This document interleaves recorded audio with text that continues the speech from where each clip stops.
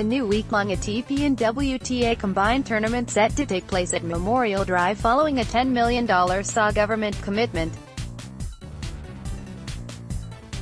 Adelaide, SA, the 2nd of February 2019, tennis.com.au. Adelaide will host some of the world's best tennis stars in 2020 with a new week-long ATP and WTA combined tennis tournament set to take place at Memorial Drive.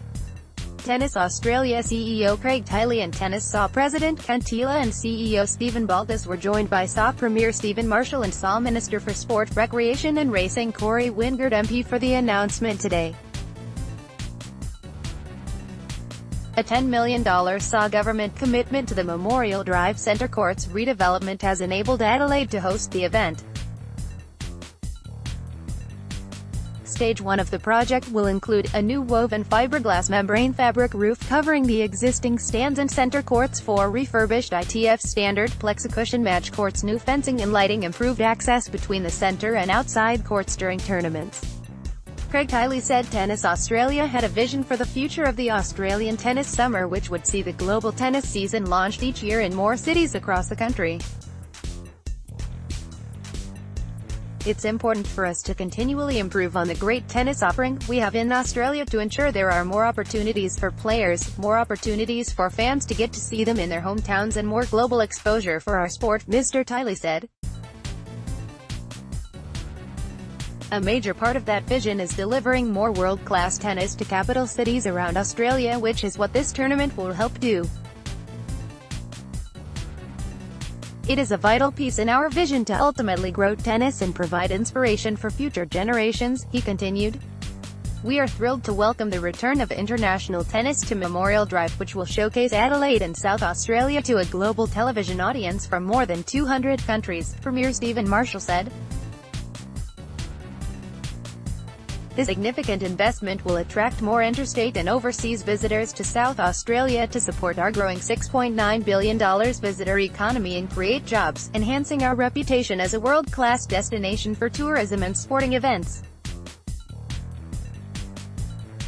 My government is committed to investing in infrastructure projects that stimulate the economy, grow local jobs and leave a positive legacy for future generations. I look forward to welcoming world tennis stars, and interstate and international visitors to Adelaide, when the event kicks off next year, he continued. Minister for Sport, Recreation and Racing, Corey Wingard, said the new roof would give Memorial Drive an increased capacity to host small to medium concerts and a live site during major events at Adelaide Oval, such as AFL games.